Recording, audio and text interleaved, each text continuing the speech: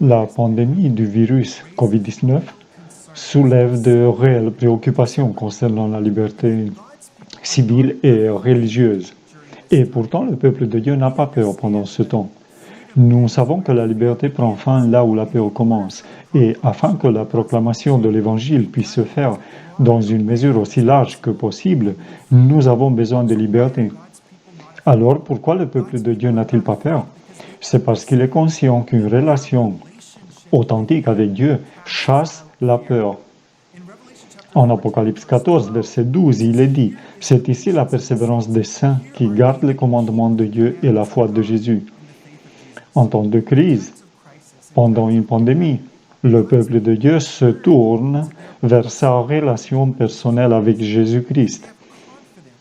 Et il a confiance, selon le caractère révélé dans ses commandements, qu'il le conduira et le guidera dans toutes circonstances, même pendant une pandémie comme celle-ci. C'est pourquoi il est si important pour le peuple de Dieu de comprendre et d'apprécier, comme nous l'avons vu dans la première vidéo, le fait que nous pouvons garder saint le jour du sabbat et recevoir une bénédiction en retour.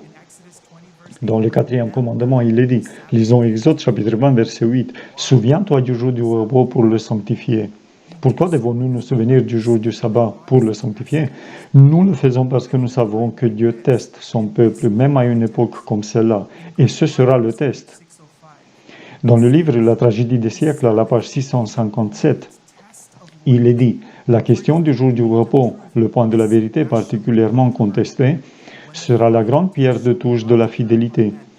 Lorsque les hommes seront soumis à cette épreuve finale, une ligne de démarcation claire et précise sera établie entre ceux qui servent Dieu et ceux qui ne le servent pas. Nous savons, en tant que peuple de Dieu, que le test final sera le sabbat. Il a été donné avec un but spécifique. Dans le livre Jésus-Christ, à la page 270, il est écrit « Aucune autre institution confiée aux Juifs ne servait autant que le sabbat à les distinguer des nations environnantes. » L'observation de ce jour, dans la pensée de Dieu, devait les faire connaître comme étant ses adorateurs. Ce devait être un signe indiquant leur éloignement de l'idolâtrie et leur communion avec le vrai Dieu. Mais le saint sabbat ne peut être observé que par des saints. Il faut donc, par la foi, devenir participant de la justice de Christ. Nous avons donc établi dans la première partie de cette série que nous avons besoin de cette relation personnelle avec le Seigneur. Nous avons besoin de la justice de Christ afin de pouvoir observer pleinement le jour du sabbat en tant que jour saint et être prêt pour ce test final qui vient sur l'humanité. Mais je voudrais que nous soyons très prudents et sachant qu'il y a d'autres parties de la prophétie que nous devons également comprendre. Dans le livre Parabole de Jésus-Christ, à la page 361, il est dit « Le grand test aura lieu à la fin du temps de grâce, quand il sera trop tard pour se préparer et subvenir à ses besoins spirituels. » Cela veut dire que lorsque le test du sabbat arrivera, il sera déjà trop tard pour s'occuper de son âme. Il doit y avoir donc quelque chose d'autre dans la prophétie qui nous montre les événements qui vont avoir lieu avant le grand test final. Je veux que nous examinions attentivement la prophétie du chapitre 13 de l'Apocalypse. Au verset 16 et 17, il est dit « Et elle, la bête, fit que tous, petits et grands, riches et pauvres, libres et esclaves, reçussent une marque sur leur main droite ou sur leur front, et que personne ne put acheter ni vendre sans avoir la marque, le nom de la bête ou le nombre de son nom. » Avez-vous remarqué qu'il existe une activité spécifique qui sera réglementée par la bête? Cette activité, c'est le commerce libre, la possibilité d'acheter et de vendre. Je suis de cette génération qui a grandi alors qu'il y avait encore le communisme. Quand j'étais enfant, quand j'étais plus jeune, je savais ce que le communisme était. Mes parents sont venus comme réfugiés du communisme. Ils ont fui la persécution religieuse afin de venir dans un pays de liberté. Quand je parle aux gens de cette génération, je rencontre beaucoup qui n'ont aucun lien avec la période respective. Ils ont oublié ce que c'est que de vivre dans un monde où la liberté religieuse n'est pas toujours là pour tous. En fait, nous avons affaire maintenant à une génération de personnes qui n'ont pas vécu ni même les événements du 11 septembre. Soit ils étaient enfants à l'époque, soit ils sont nés après cet événement. Ils ne se souviennent pas du changement cataclysmique qui se produit dans la société comme résultat de cet événement. Je me souviens qu'à l'époque, un journaliste avait demandé au président George W. Bush sur ce que les Américains devraient faire. Et le président a répondu, « Maintenant, le peuple américain doit retourner à ses affaires. Nous ne pouvons pas laisser les terroristes atteindre leur objectif, qui est celui d'effrayer notre nation, au point que nous ne fassions plus de commerce et que les gens ne fassent plus du shopping. » C'est leur intention. Cette déclaration paraît juste aujourd'hui encore, comme un signe de l'accomplissement de la prophétie. On lui avait demandé qu'est-ce que les Américains devraient faire en ce moment très important, et la réponse fut qu'ils devraient continuer à faire du shopping. Ils devraient maintenir l'économie en fonction. Ils devraient aller au centre commercial, ils devraient aller au magasin, ils devraient continuer à dépenser de l'argent. Voilà de quoi ils se souciaient au moment respectif. Dans cette pandémie, nous avons vu l'accomplissement de cette partie de la prophétie. La possibilité d'acheter et de vendre, le droit de faire du commerce, nous a été enlevé. À quelle vitesse nous sommes-nous adaptés? En l'espace d'une semaine, toute notre économie a changé. Nous avons provoqué son effondrement en moins d'une semaine. Et nous avons été prêts à le faire parce que nos dirigeants nous ont dit qu'il était nécessaire. Je ne parle pas dans cette vidéo du fait que nous devrions être confinés ou pas. Ce que je veux vous expliquer, c'est que nous sommes prêts maintenant en tant que société à permettre à l'État de décider qui peut acheter et qui peut vendre. Maintenant, nous avons décidé en tant que société de céder à quelqu'un d'autre le droit de déterminer combien d'argent nous aurons, où allons-nous le dépenser et ce que nous allons acheter avec. Le droit au libre-échange a été annulé en quelques jours.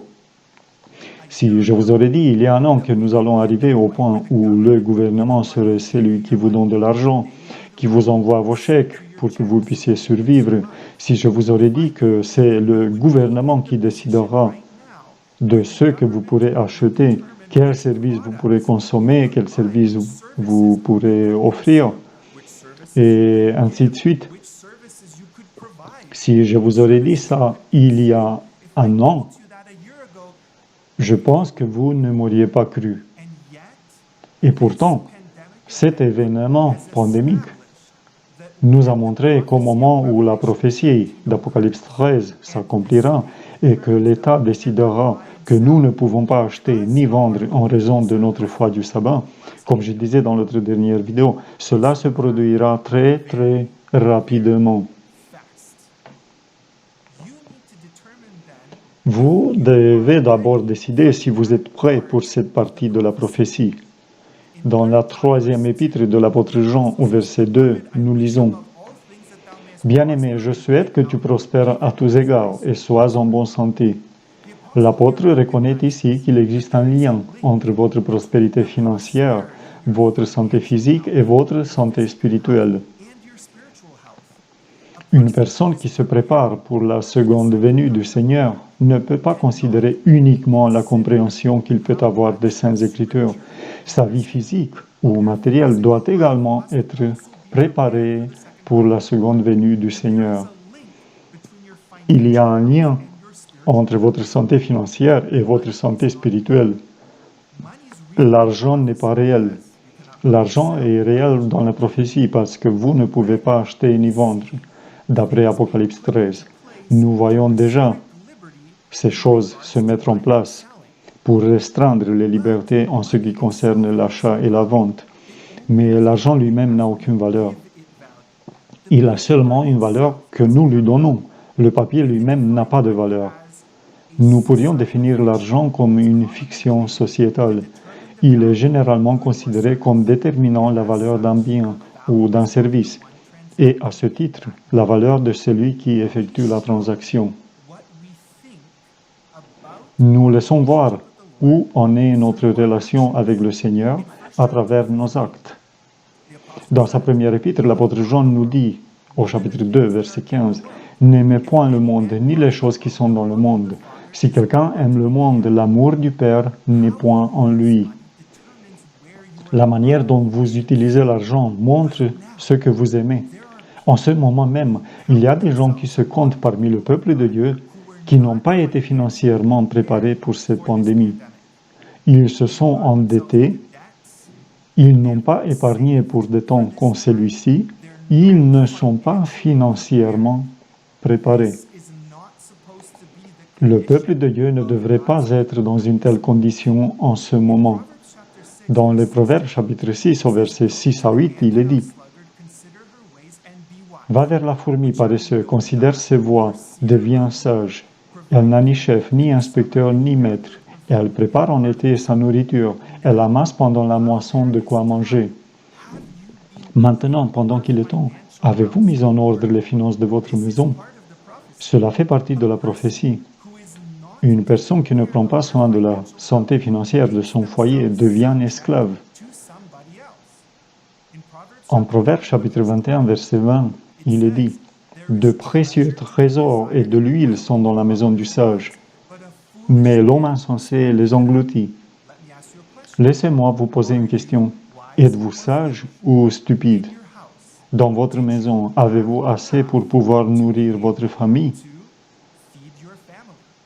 Il y a des trésors à désirer et de l'huile dans la maison du sage. Beaucoup de gens ont été pris au dépourvu au cours de cette pandémie. Ils ont dépensé pour des choses qui n'ont aucune valeur et ils se sont rapidement retrouvés incapables de subvenir à leurs besoins et aux besoins de leur famille. Cela n'est pas approprié pour le peuple de Dieu. Ecclésiaste chapitre 11, verset 2 nous dit « Donne-en une part à 7 et même à 8, car tu ne sais pas quel malheur peut arriver sur la terre. » Oui, nous ne savions pas que cette pandémie allait venir maintenant, mais le peuple de Dieu a été averti. Nous savions que nous vivons dans les derniers jours, que les derniers événements seraient rapides et qu'ils incluraient des choses comme cette maladie. Et qui êtes-vous prêt? Être préparé financièrement fait partie du chapitre 13 de l'Apocalypse, où il est question d'acheter et de vendre. Si vous vous êtes endetté, si vous avez des dettes maintenant, que vous ne pouvez pas rembourser immédiatement, alors vous devez savoir, et vous devez le savoir clairement, que vous ne pouvez pas être compté comme un serviteur du Seigneur. Proverbe chapitre 22, verset 7 nous dit « Le riche domine sur les pauvres, et celui qui emprunte est l'esclave de celui qui prête. » Comment le Seigneur vous compte-t-il si vous avez des dettes à payer à quelqu'un? Il vous compte comme leur serviteur. Êtes-vous le serviteur du Seigneur ou êtes-vous le serviteur de la banque? Êtes-vous le serviteur de l'État? Êtes-vous le serviteur de quelqu'un d'autre et non le serviteur du Seigneur? Avez-vous emprunté plus que vous ne pouvez rembourser? Si c'est le cas, vous devez savoir que le Seigneur vous compte comme un serviteur de celui qui vous a accordé le prêt. Ce n'est pas facile, je comprends. Je comprends qu'il n'est pas populaire de dire cela. Et certains d'entre vous qui sont endettés en ce moment et qui m'entendent disent « Oh, vous ne savez pas ce que vous dites. Nous vivons dans une économie de dette. Nous vivons dans une économie du crédit. Tout le monde emprunte.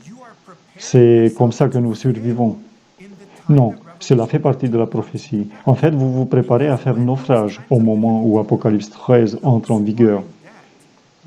Parce qu'au moment où ce temps de difficulté vient, ceux qui sont endettés ne pourront pas dire à celui qui les domine qu'ils ne peuvent pas travailler.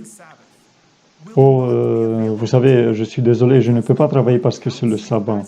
Vous ne pourrez pas dire cela parce que le Seigneur vous compte comme le serviteur de celui à qui vous devez de l'argent. Si en ce moment vous vous êtes permis de dépenser au-delà de vos moyens de remboursement, vous devrez savoir que vous ne serez pas prêt pour le test qui doit venir. C'est pour cela qu'il est dit dans le chapitre 13 d'Apocalypse, au verset 17, « Et que personne ne peut acheter ni vendre sans avoir la marque, le nom de la bête ou le nombre de son nom. » Devinez, dans la prochaine vidéo, nous allons voir ce qu'est la marque de la bête. Et quand vous regarderez attentivement, vous constaterez que cette vidéo ne s'applique pas à vous, parce que vous avez déjà reçu la marque, parce que vous êtes le serviteur de quelqu'un qui n'est pas votre sauveur. Réfléchissez bien à votre préparation financière. Je n'aurais pas pu imaginer il y a quelques semaines encore qu'on me dise que le peuple de Dieu n'était pas préparé pour cet événement.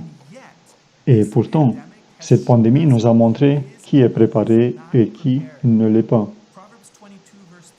Proverbe chapitre 22, verset 3 nous dit « L'homme prudent voit le mal et se cache, mais les simples avancent et sont punis. » Êtes-vous prudent ou simple? Êtes-vous de ceux qui se sont préparés pour cet événement? Avez-vous fait de votre relation avec le Seigneur le point central de votre vie?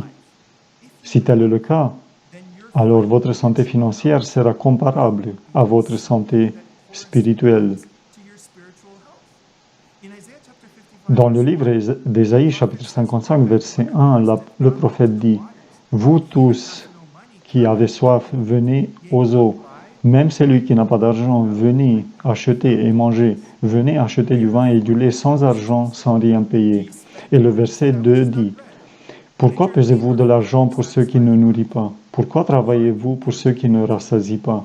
Écoutez-moi donc et vous mangerez ce qui est bon, et votre âme se délectera de mets succulents. » Je vous le garantis, non parce que c'est mon idée, je vous le garantis parce que ce sont les Écritures qui le disent, que si vous investissez dans votre santé spirituelle, alors la santé de votre situation financière sera au même niveau que votre santé spirituelle. À mesure que votre relation avec le Seigneur continue de s'affermir en vous appropriant la justice de Christ, vous aurez de moins en moins besoin de choses avec lesquelles ce monde essaye de nous distraire. La façon dont je dépense décide de ma relation avec le Seigneur. Vous savez, nous avons l'habitude de dire que la meilleure façon de vivre est celle dont on vivait dans les anciennes campagnes. Dans le pays où mes parents vivaient, il n'y avait pas à l'époque de carte de crédit, il n'y avait pas de distributeur automatique de billets. Si vous vouliez acheter quelque chose, vous deviez économiser pour cela. Vous travailliez, vous mettiez l'argent de côté, puis vous pouviez acheter ce dont vous aviez besoin. Si vous voulez vraiment être prêt pour la venue du Seigneur, alors vous allez vivre de la même manière qu'on vivait par le passé. Quand vous aurez besoin de quelque chose, vous travaillerez, vous économiserez, et quand vous aurez l'argent, vous achèterez. En Matthieu chapitre 6, versets 19 à 21, il est dit « Ne vous amassez pas de trésors sur la terre où la teigne et la rouille détruisent et où les voleurs percent et dérobent, mais amassez-vous des trésors dans le ciel où la teigne et la rouille ne détruisent point et où les voleurs ne percent ni ne dérobent. Car là où est ton trésor, là aussi sera ton cœur. » En ce moment même, vous vous préparez à vivre ce qui est écrit en Apocalypse 13, relatif à la vente et à l'achat. Maintenant même, les libertés civiles sont testées, les libertés religieuses sont testées, et vous et moi, nous sommes testés aussi. Utilisons-nous ces moments de préparation comme Dieu voudrait que nous les utilisions? Ma vie matérielle correspond-elle à ma vie spirituelle? Ai-je placé mes trésors là où ils auront une valeur éternelle? Ou est-ce que je les ai dépensés sur les choses de ce monde? Considérez attentivement comment avez-vous dépensé chaque centime dont le Seigneur vous a béni. Dieu aura un peuple qui est prêt et ce peuple se réjouira de sa venue. J'espère et je prie pour que vous soyez parmi ce peuple. En Ésaïe chapitre 25 au verset 9, il est dit « En ce jour, l'on dira, voici c'est notre Dieu en qui nous avons confiance, et c'est lui qui nous sauve. C'est l'Éternel en qui nous avons confiance. Soyons dans l'allégresse et réjouissons-nous de son salut. Vous préparez-vous ou est-ce que vous attendez simplement de recevoir la marque de la bête? Dans notre prochaine vidéo, nous devons examiner de près pour voir si les événements que nous vivons actuellement préparent les gens à recevoir cette inique et mauvaise marque. Je vous demande de prier ardemment pour votre santé spirituelle et soyez prêts la semaine prochaine pour continuer avec la dernière partie de cette série d'études. Amen.